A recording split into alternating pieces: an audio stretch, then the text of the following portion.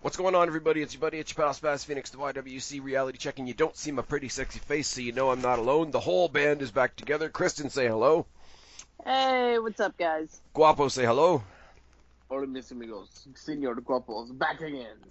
And we are here to talk about the last speed bump on the road to WrestleMania, guys. This Sunday That makes is... it sound like a bad thing. Well, it is what it is. Well, there goes my intro. We're here to talk about Fastlane, guys. How you doing? Polished turd is still a turd. Yeah. Can't put You a fly... don't know that it's going to be a turd. It's just a thing right now. I'm actually looking forward to it. This is where I'm going to say what a couple of other people are saying. It's like, Fastlane is just something to get over on the way to WrestleMania, but it looks Basically. like a good show. The matches are all predictable as hell, but that doesn't take away from my want to see them. I mean, it's kind of like until they added the Raw tag team match and the Shield match, which we're going to talk about probably at great length. The rest of the card is mostly a SmackDown pay-per-view. If you want to look at the women's tag team titles as titles that are on both brands, the rest of it is pretty much SmackDown, which is kind of interesting.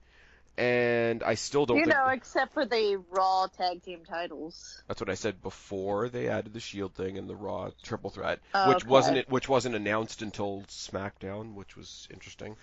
Lots of stuff to go over since we've done a video like this. Return of Roman Reigns. Let's just get that out of the way. How awesome is that? Congratulations to Roman Reigns, and fuck everybody who thinks that his leukemia is just a work to get him over. See, here's the thing, and first of all, I'm not that he's going to listen to this video probably, but I want to send a quick shout out to Wrestling Jesus. I found his most recent channel, and like 4 of his last videos are just ripping on the folks that think Roman Reigns' leukemia is a work. Does anybody know what Wrestling Jesus channel we're on right now?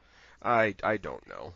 I judge YouTube time based on how many Wrestling Jesus channels I am behind on.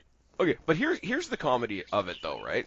And we're going to get into a little bit of my opinion in a second. But we live in a community where people will refuse to believe that Roman Reigns has leukemia, but they believe 100% that Dean Ambrose is leaving. Yeah. Because I don't assume it's happening until what culture tells me it is. Yeah. What culture? Yeah. Are we going to give it an up, or are we going to give it a down?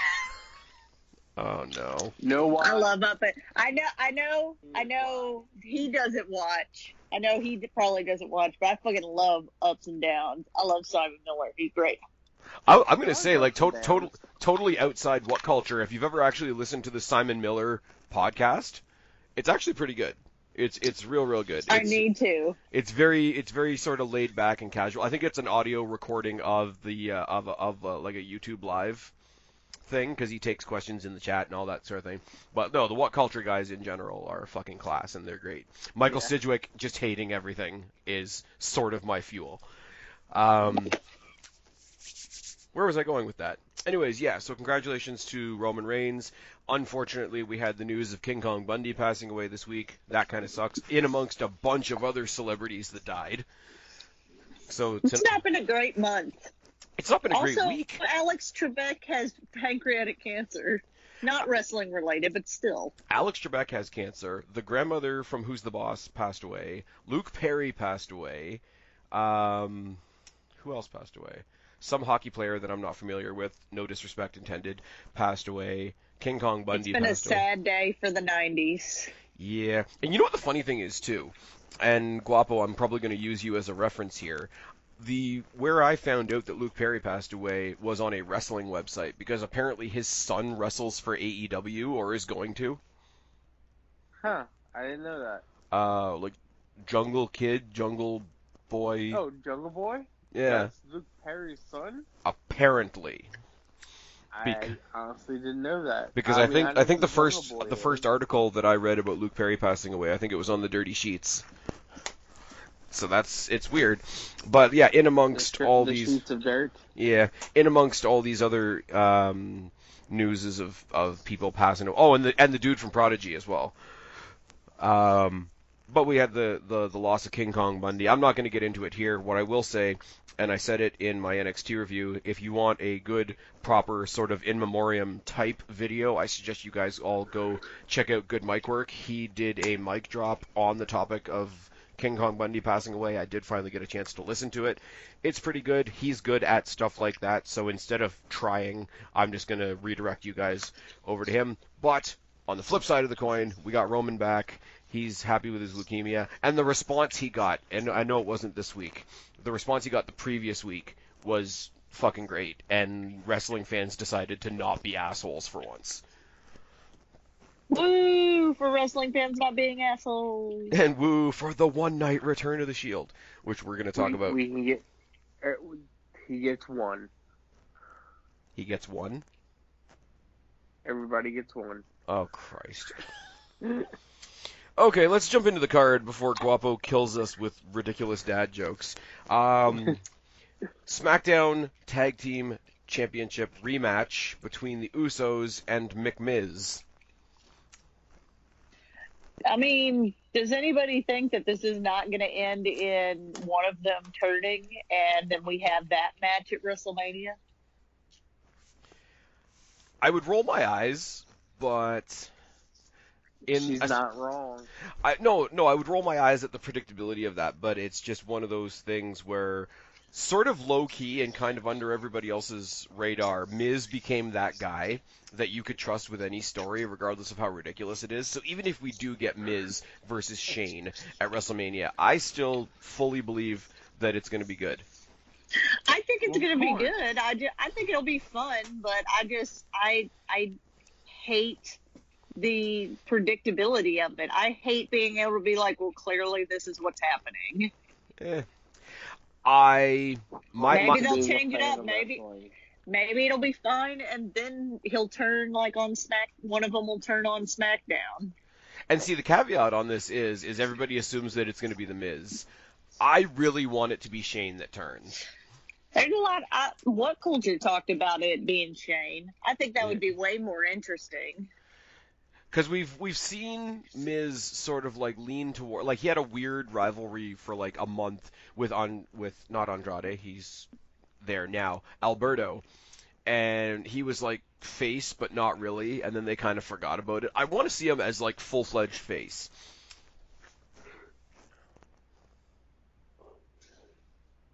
And then there was a weird pause. Sorry. And then there was a weird pause, but like I don't know what he would do after WrestleMania. Like there's been speculation that Sami Zayn is coming in on the heels of Kevin Owens coming back. If Zayn is heel, I think a rivalry with heel Zayn and face Miz could be interesting. That would be interesting. I would not be surprised, though, and I've not heard any rumors as such, but I wouldn't be surprised if around WrestleMania time, after WrestleMania time, Miz maybe takes some time off, seeing that the second child is coming. Yeah, the It Child 2. Anyways, come roundabout to it. The It Child sequel. Oh my God. Him being the movie star, if he named his kid Sequel. God. Sequel Mizanin. That would be cruel and unusual. Anyways, before we get to the first prediction of the night, for anybody, I always forget to do this at the beginning of the video. For anybody watching for the first time, basically this is what we call the pay-per-view pick'em. In this case, we've got 8 matches on this card. I don't know, they might announce another one before Sunday. But 8 matches on the card, which means we're going to make 8 predictions, which means you're going to rank your predictions from 1 to 8. 8 being the prediction you're most sure of, 1 obviously being the one you're least sure of. We're going to add up the points. We're going to follow along on Twitter on the night. I'm going to try and keep the scorecards as up to date as possible. There are no prizes because I'm broke as fuck. You get a shout out from me on my next NXT review. Come along for the fun if you like, or just listen to the video and listen to us ramble about bullshit.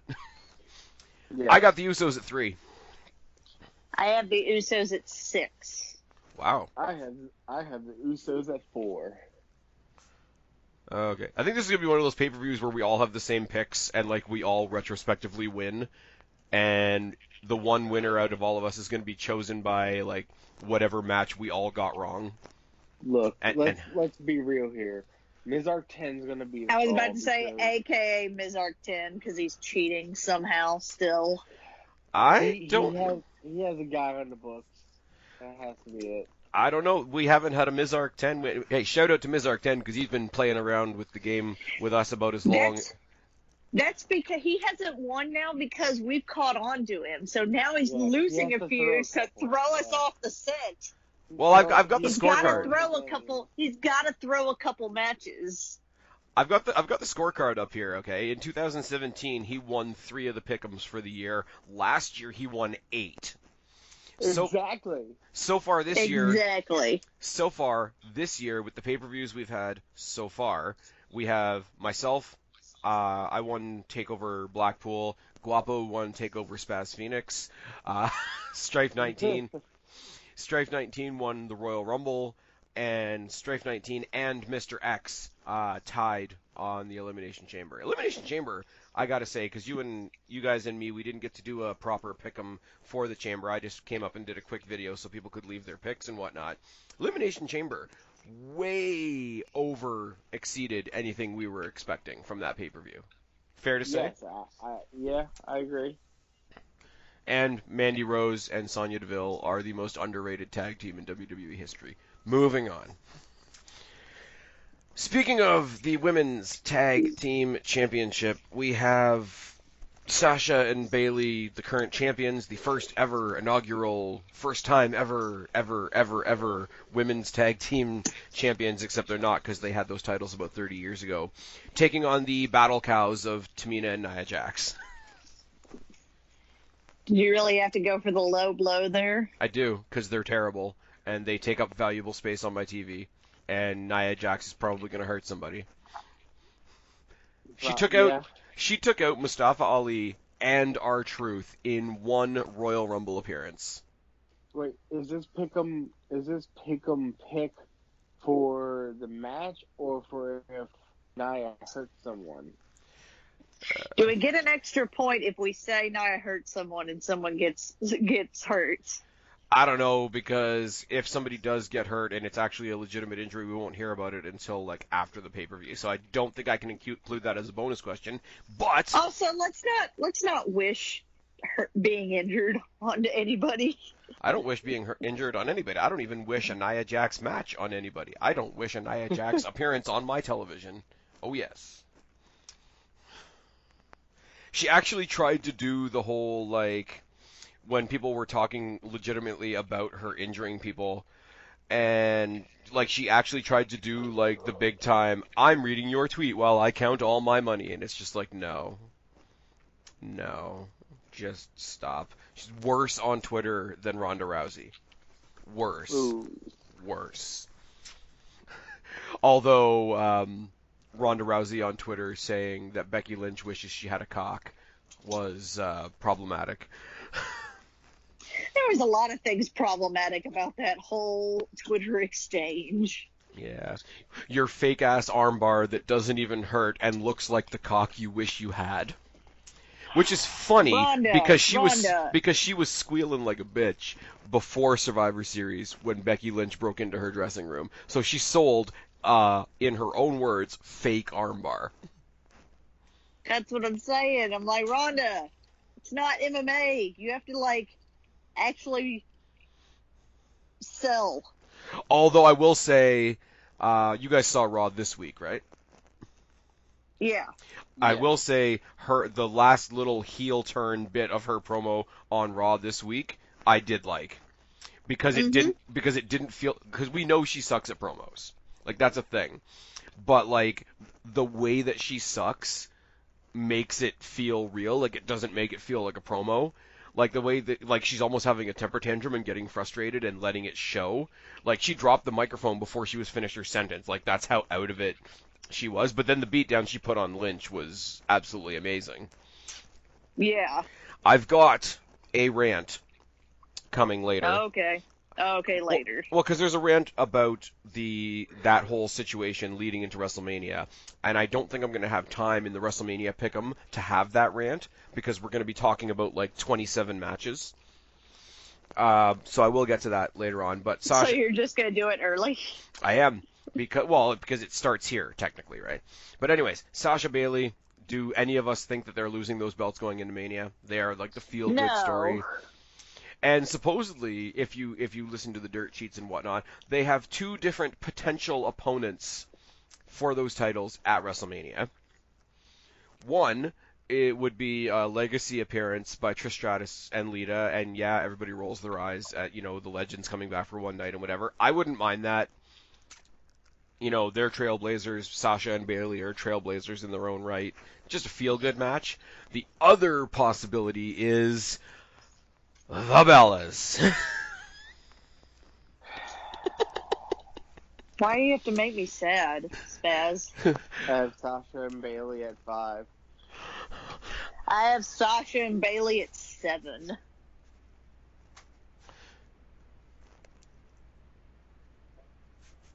I like how we just moved on from that.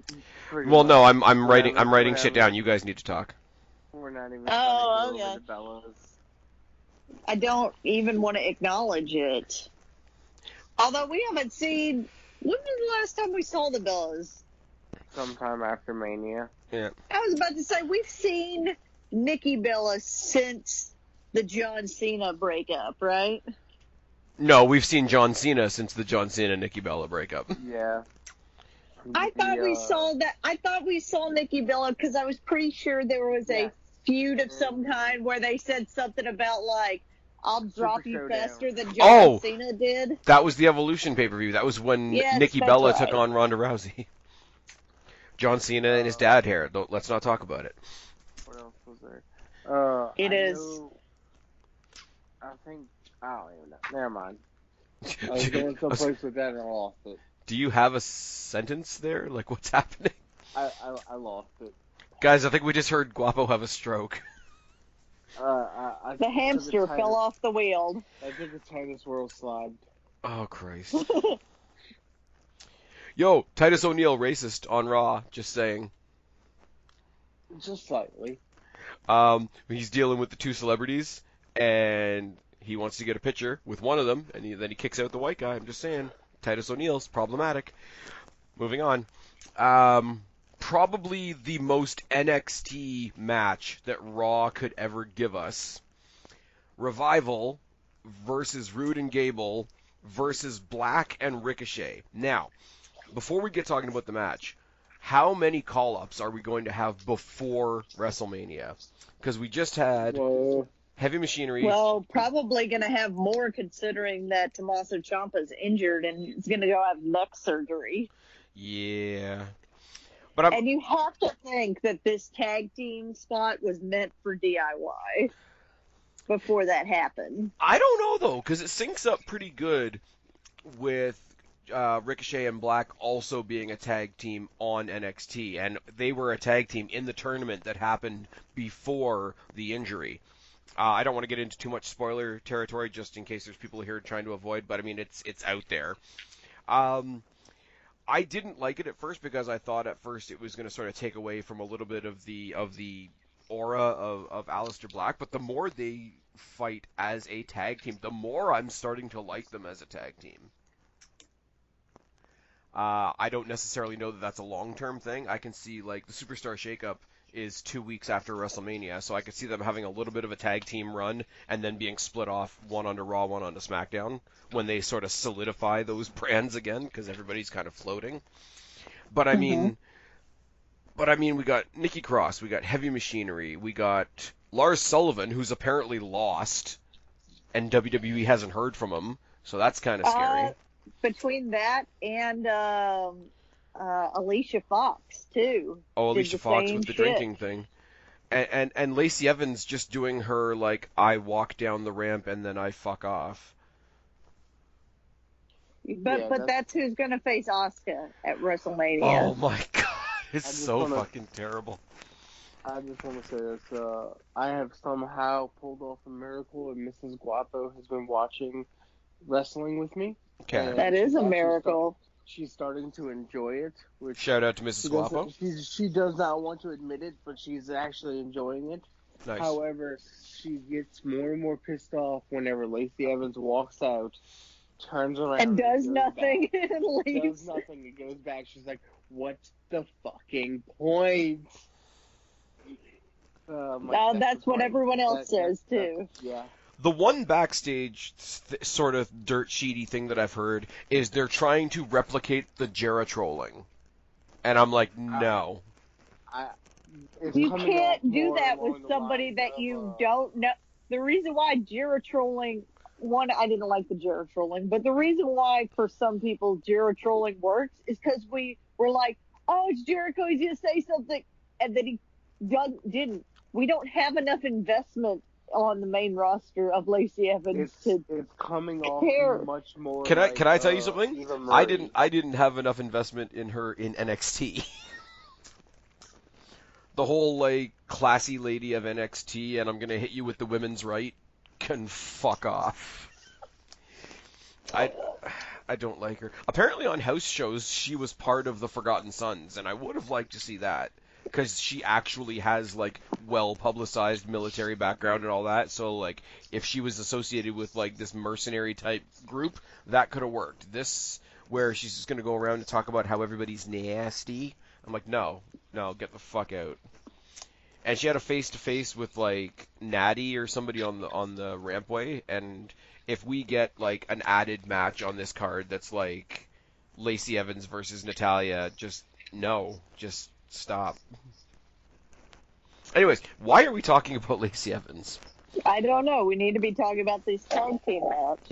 Revival versus Rude and Gable versus Black and Ricochet. It's a dark horse for what could be one of the better matches of the night. Mm-hmm. It makes almost no sense.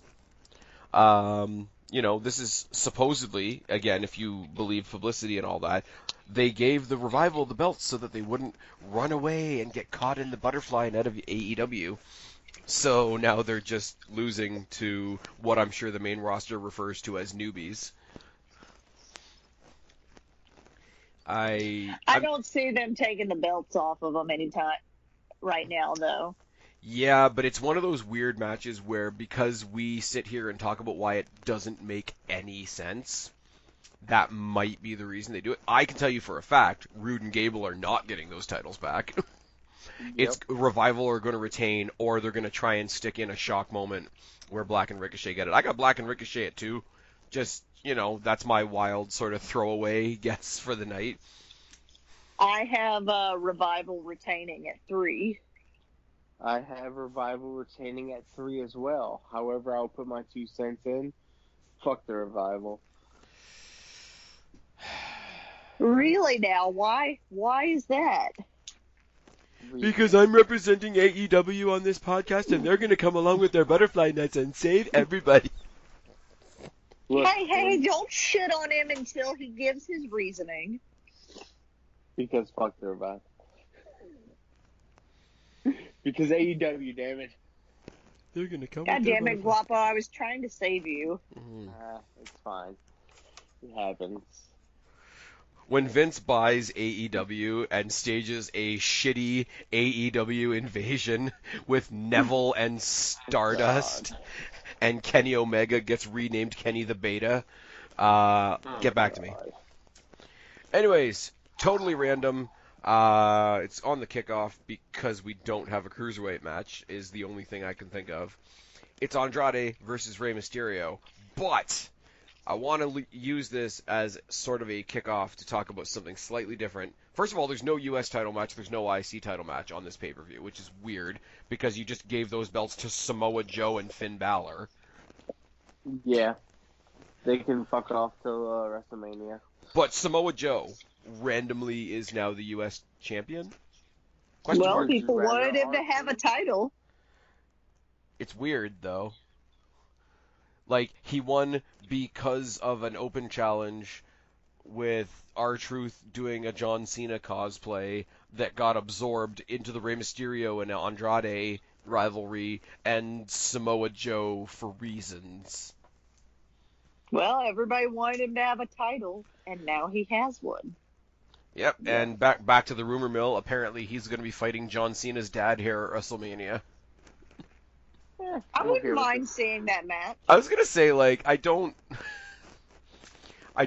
really care, but that's relatively harmless and unoffensive. And I mean on the upswing because John Cena's a part timer now. If you want to give Samoa Joe the hey I beat John Cena, I mean if Cena goes in there as the part timer and beats Samoa Joe for the U.S. title, a la Rusev a couple years ago driving his tank into the arena, that could be again pretty problematic. But That you would want. make me really sad. It's funny because about this time last year, everybody's like, "Oh, I bet they're gonna build Cena back up to get his 16th world title at next WrestleMania," and now it's like, "Nah, he might be losing to Joe in a U.S. title match." I don't know. Getting back to the point though, Rey and Andrade have this rivalry that's been weird and back and forth and whatever, and it's sort of like the whole rivalry as an entity sort of swept into the U.S. title picture and has now swept back out and still exists and is on the kickoff. I got Andrade at 1 because fuck it. I also have Andrade at 1, and I think he needs to win. Not that it'll mean anything, because it's on the pre-show. And I mean, a loss doesn't hurt Rey. Like, people are just happy to see him. Correct. What do you got, But even Guapo? if he wins, it doesn't matter, because it's on the pre-show, and WWE will essentially tell you that. No, they literally told us that Survivor Exactly. Series. They literally told you how much the pre-show just, it doesn't fucking matter. It Sorry, doesn't. Guapo. I got Andrade for 6. Wow. It doesn't matter. Any reason for such a high number on a match that doesn't matter? Because Andrade's winning. Okay. Because Because he believes. I believe Selena Vega will interfere to help him win. No, Zelina Vega's probably going to have some weird match with Carmella after what happened on SmackDown. With the big boot from Carmella. I like the fact that like the hate for Carmella has like tapered down ever since she's like not been champion and like people are kind of with her again. I'm happy for that. It's good. Good for her. I think it's not too. I think it's also partially everybody's on Carmella's side slightly, probably because of the Corey Graves stuff. Maybe. I don't know. Yeah, but the Corey Graves shit is stupid anyway. That's like purely like your ex trying to fuck up your life. This guy cheated on me, even though we've been separated for 6 months. I agree with you. Did I miss something? Did Corey Graves and Carmella date? They're a thing, I think. Basically, Graves's wife went on Instagram and did this big old rant about how like Graves broke his heart and broke his daughter's heart, and she was all betrayed and whatever. And I hope you and Carmella are happy together, basically implying that Graves cheated on her with Carmella. And then it came out that like yeah, they've been in separation proceedings for like 6 or 7 months now. He hasn't lived with them in like 5 months. So basically, she was having a social media pity party and like throwing shade for no reason at all. And people wonder why I'm skeptical and pessimistic about life in general.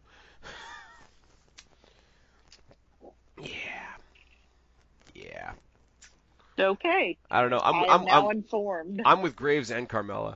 I just, it was funny going into the Elimination Chamber because not only did you have Naomi, who doesn't know which direction to drive on the highway because she's smart, with her boyfriend there, like, squaring up to the cops, also dumb, tag teaming with Carmella, who had all this scandal around her, with Corey Graves on commentary, and people wonder why they were the first team eliminated.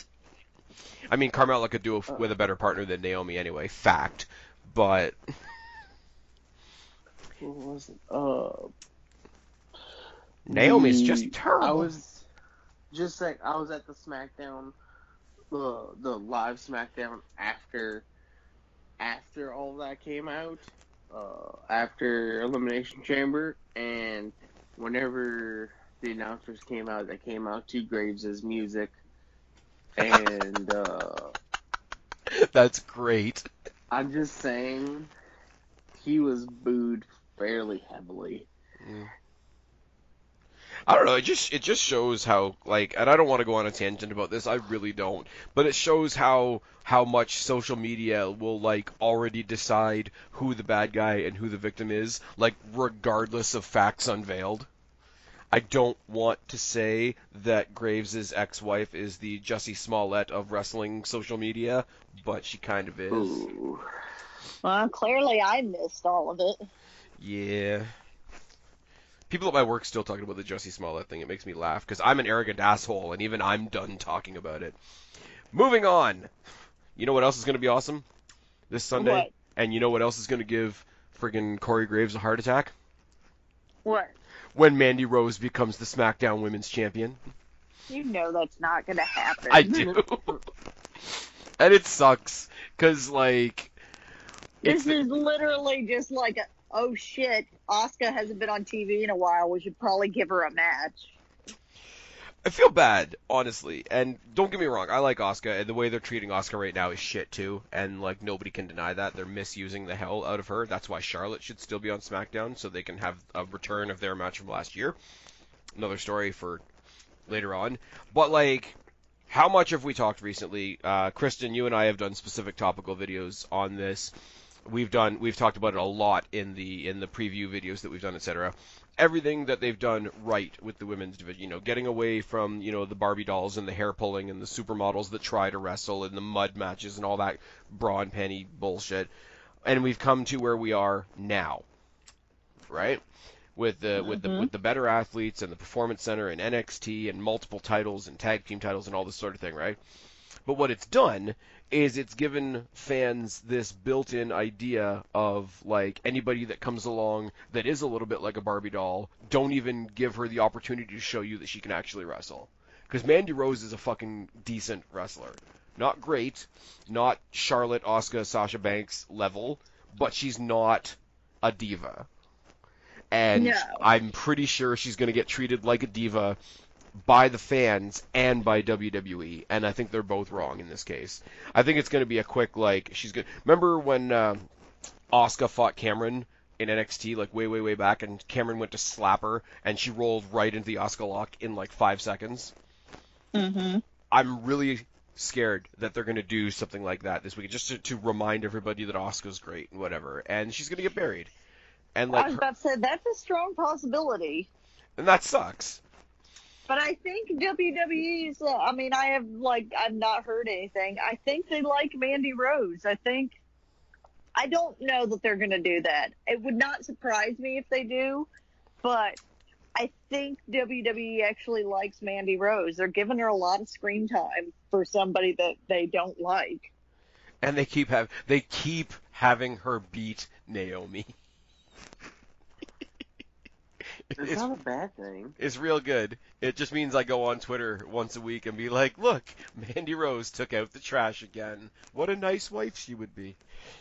Anyway. I'm sure Abby Felicity 10 loves that. You mean JD from New York's sock account?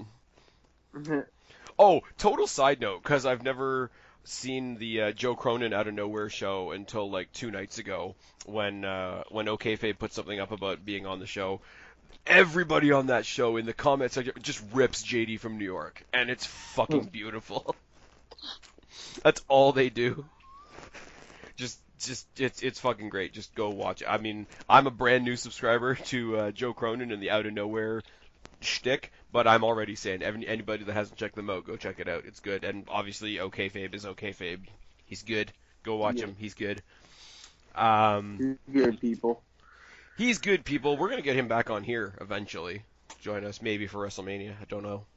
Got to fit into his schedule, and he does way more than I do. Anyways, one last... I'm going to get you guys picks in a second. One last thing, just because we're talking about the Mandy Rose thing. Mandy Rose, Sonya Deville, very unique situation because I'm as interested in them as individual fighters as I am with them possibly succeeding as a tag team.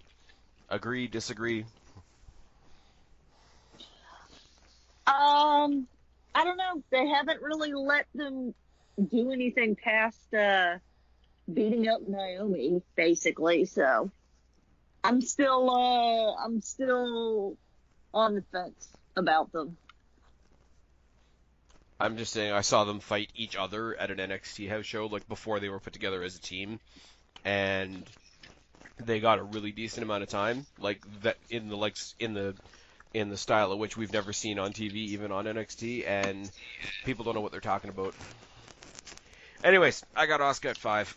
Now that we've talked all about how great Mandy Rose is, I got Asuka at 5. I also have Asuka at 5. I have Asuka at 7. All right. Oh, I have to talk about this, don't I? Yes, you do.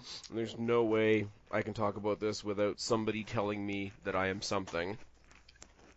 WWE was right to replace Kofi Kingston with Kevin Owens. Fucking fight me. What? Fucking fight me. Fucking fight me. Yes, I will leave the call.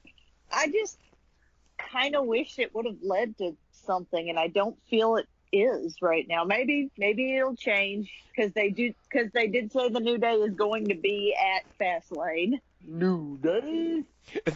The whole, because Kevin Owens is a face now, and it's much along the lines of the Miz as well. I'm if it's true, I'm kind of paranoid that it's going to be like a big blanket pulled over all of our eyes. But if this is a genuine aggressive babyface Kevin Owens, I'm kind of down for it. It's one of those things I didn't really know I needed. But if this means that the entire New Day turn heel on Kevin Owens, I don't know what I'm going to do with my life. Because I will throw my prediction book right out the window. I'd be okay with it. My pick is Bryan at 6, but I kind of want Owens to win. My pick is Bryan at 2. I don't think Owens going to win. I hope it. I mean, I don't know that I'm one of these people that's totally Kofi Kingston needs to have a match with Daniel Bryan at WrestleMania. No. But I feel like if they don't resolve that plot thread, then it's just going to annoy me. I also have Bryan at 2 because Kofi for WrestleMania. Yeah, I feel like that's what they're going to do. And then when it's super underwhelming, all the fans are going to be like, oh, you don't like it because of this. I'm like, no, we're not playing that game. It's not not February anymore. It's not February anymore. Fuck off. Moving on. Yeah, in all seriousness, and on a totally unrelated note, welcome back to Roman Reigns is the big one, but welcome back to Kevin Owens as well.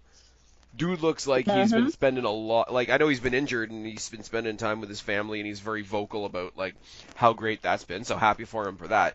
But he's put some work in and he's put himself together, he does not look like the Kevin Owens he was when he left. No, I mean, Kevin Owens looks great, yes. And I'm very, very much down for him using the stunner. I want him and Becky Lynch to be the WWE Mixed Tag Team Champions, and they just finish off their opponents with tandem stunners. I think it'd be great.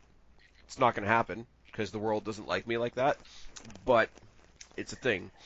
You know, it'd be better than if Kevin Owens used a stunner. What's that? If Kevin Owens used a package pile driver. Never gonna happen. You gotta let that one go, man. I can dream, damn. I still owe you a chest chop for that. Yeah. Who did you make a bet with that was wrong, and who did you make a bet with that was right? Yes. Yeah. See, and there's another return. We thought Matt was retiring or whatever because his spine fused into his ass or some shit. But he's randomly on SmackDown now.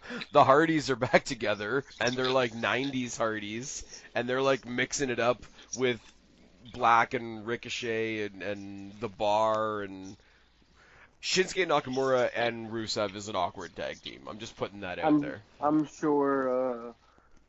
sure the Hardys will be winning the SmackDown tag titles come Mania. Don't know. as funny as it is, and I keep going back to this because they're not a tag team, I guess, officially, except for being thrown together. Because the new NXT recruits are floating over both shows, how funny would it be if Black and Ricochet were the ones to unify the tag titles? Yeah. I'd be okay with it. I mean, you'd have to then have Zach Gibson and James Drake from NXT UK come over and bring in their titles, because their titles are fucking the best looking titles in WWE. All the UK titles and the current women's tag team titles are the best looking belts on the roster. Somebody has some static in their headset, and it's not me. Wait, are you trying Is to it say me? that the new Maybe. eco-friendly WWE Championship title? Oh my god, the fucking It's not the best title? this whole Daniel Bryan fickle. this whole Daniel Bryan heel run can go suck a fuck. Not down. I'm not here for any of it. I'm not here for any of it. Nope. Nope. I do think it's great that the fans are like down on Bryan, so Kevin Owens brought back the yep movement. That was class. I like that a lot. Okay.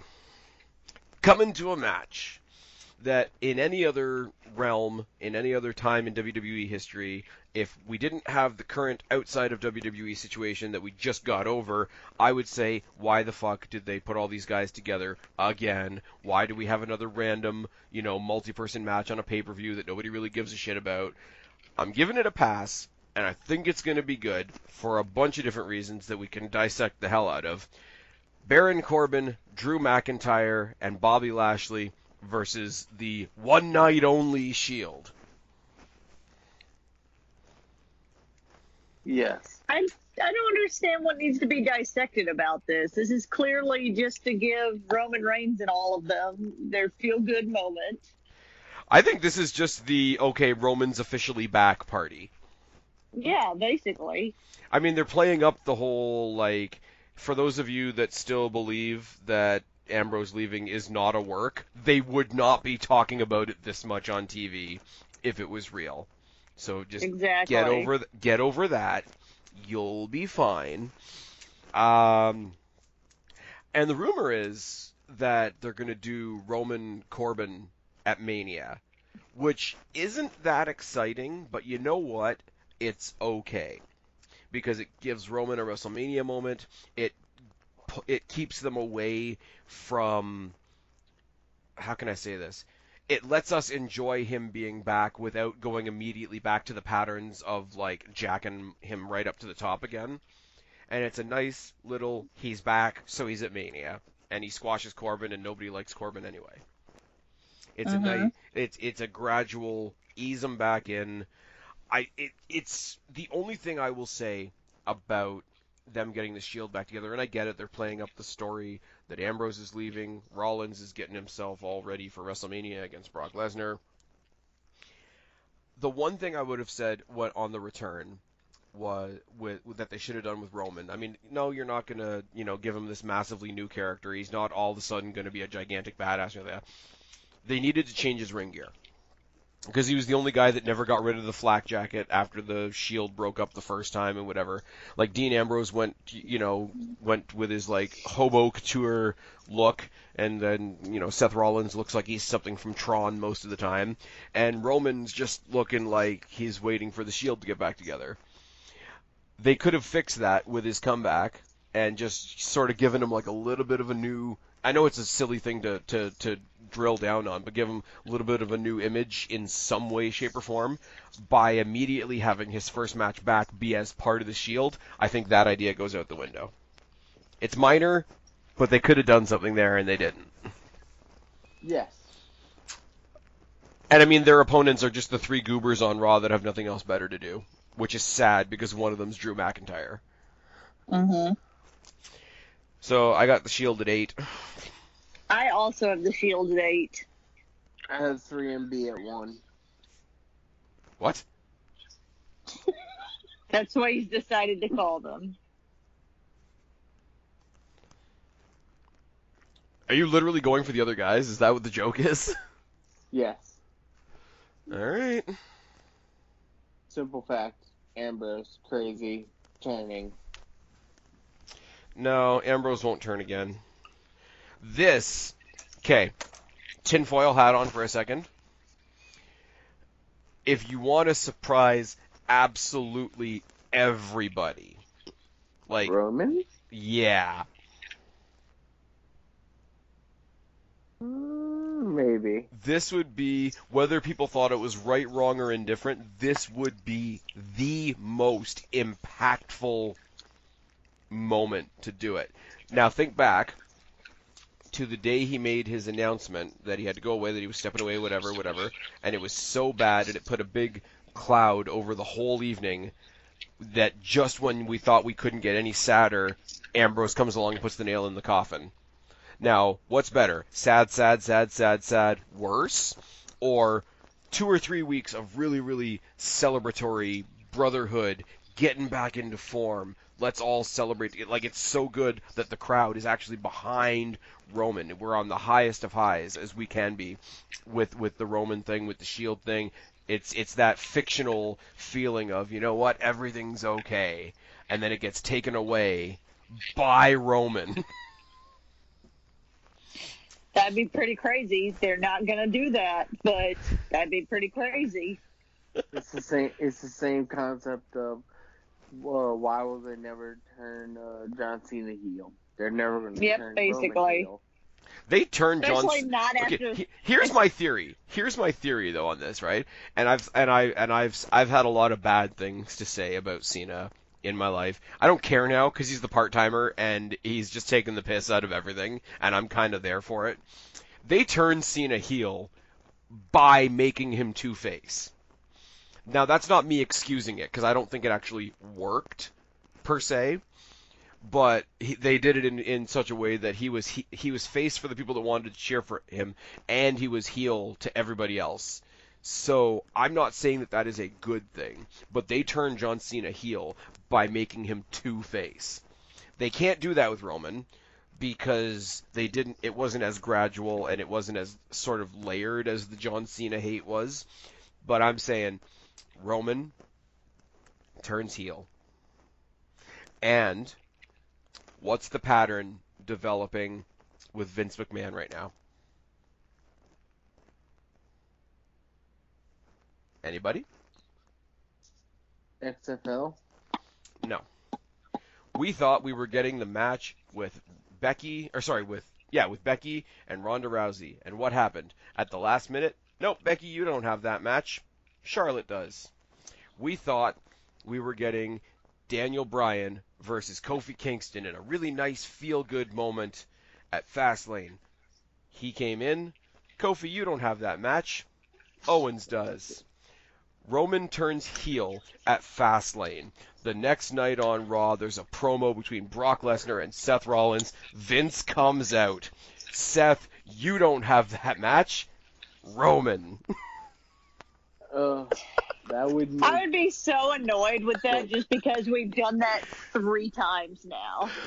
But because I honestly do think there's a story coming up where we're going to have Stephanie and Triple H actually barking back at Vince and being like, you're fucking crazy.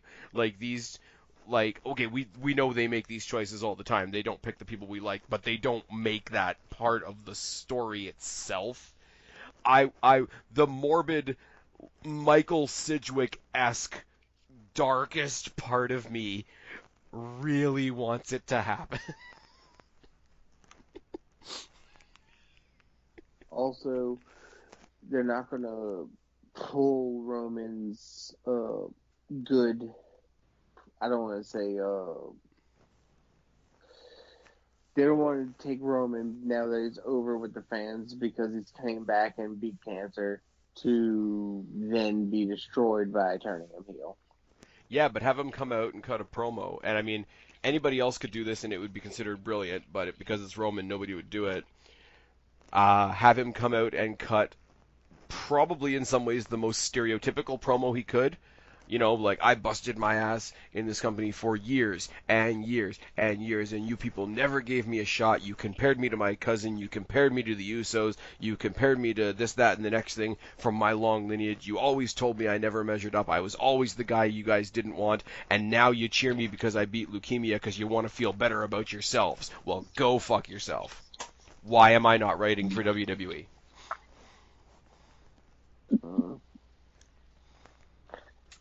Next. It's not going to happen, but you know what? Whatever. Next. Becky versus Charlotte. And if Becky wins, she gets put back in the match at WrestleMania, and our main event is a triple threat match. I have Becky at 8. Okay. I have a different idea. I don't have anybody winning. Okay. DQ, Ronda Rousey comes in and beats the shit out of both of them. And Okay. then since there's not a conclusive winner, then they put Becky in the match. But it's not a match. Like, if it was a match where, okay, the winner faces Ronda, then yeah, the no finish means they both get a shot. But like, I'm telling you, that's what is going to happen. I do not have a winner. I have a DQ by Ronda at 4. Okay. And you can take points. I'll allow that. And you can. Thank you. Here is my problem, and here's where I'm going to go on a bit of a pedestal here. I don't want the triple threat match at Mania. I do not want Charlotte anywhere near this match. Because the idea that got us excited for this, the idea that got us all saying, okay, if they want to have a female main event at WrestleMania, Becky, Ronda, that's the match you want to do.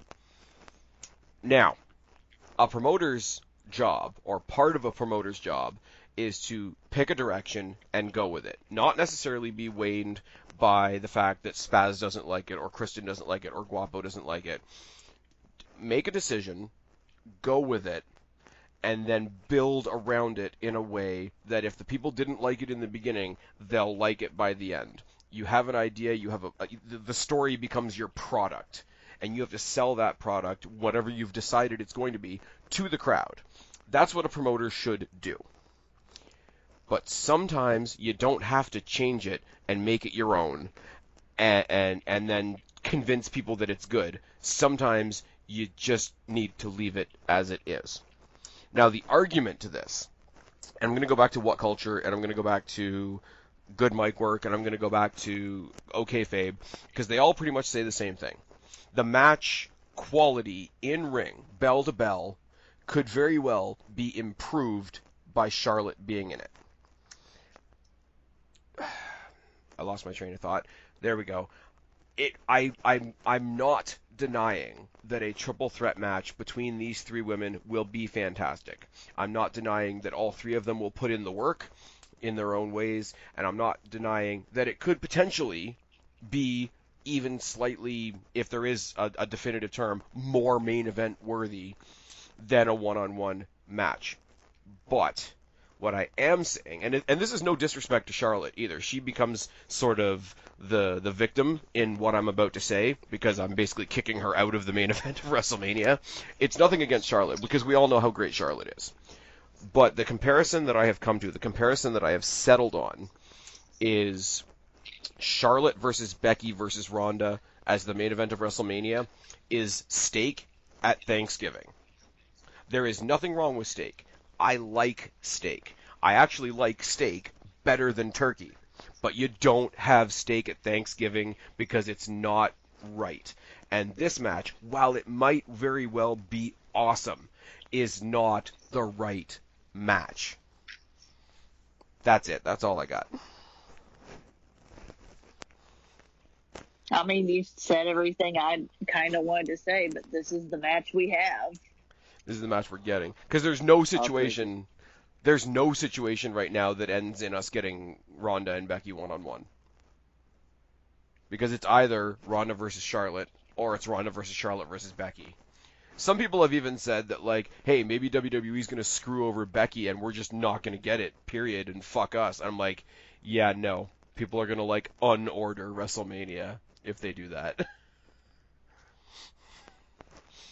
But I mean, we know what Charlotte can do. We know what Charlotte and Becky can do together. They proved it at how many pay-per-views, including Evolution. It's great. Uh-huh.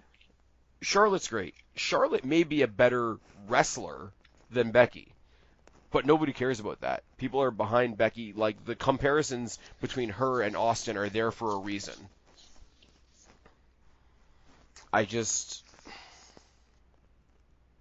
Instead of coming up with an idea and selling it to us, you could have just given it to us the way it was.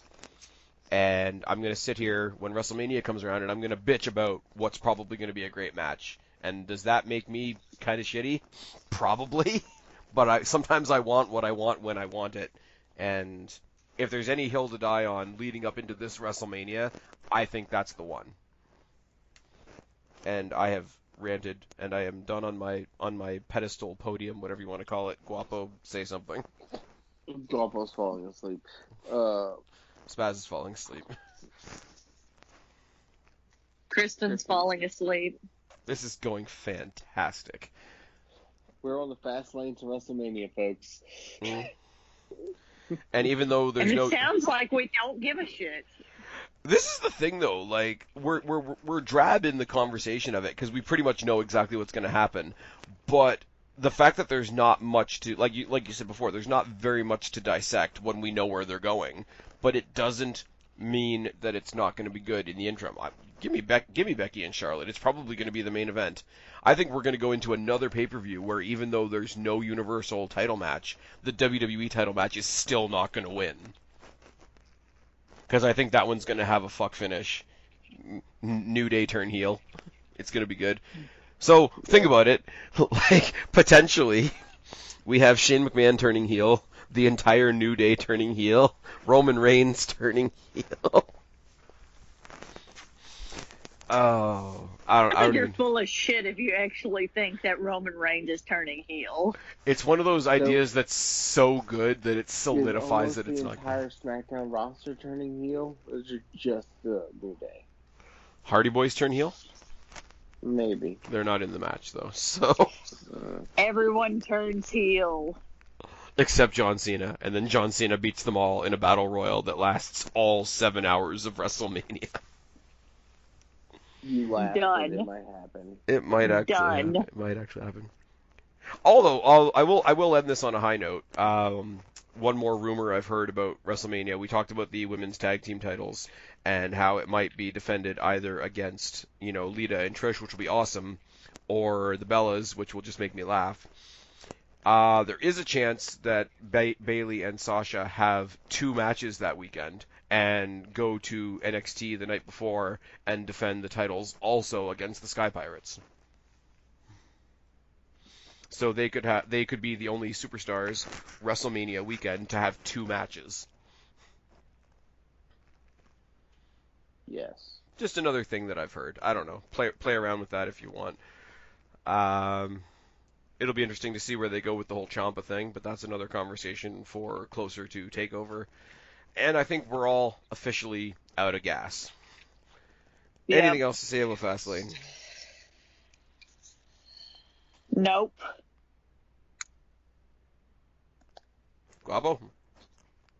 Find me on Twitter at Guapo_504. Kristen, tell them where to find you.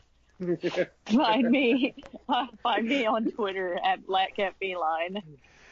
I sometimes tweet. Oh, God. And, okay, I've speculated this on solo videos, but sometime between now and Endgame, you and I might come up with some content about Ant-Man and the Wasp and Captain Marvel.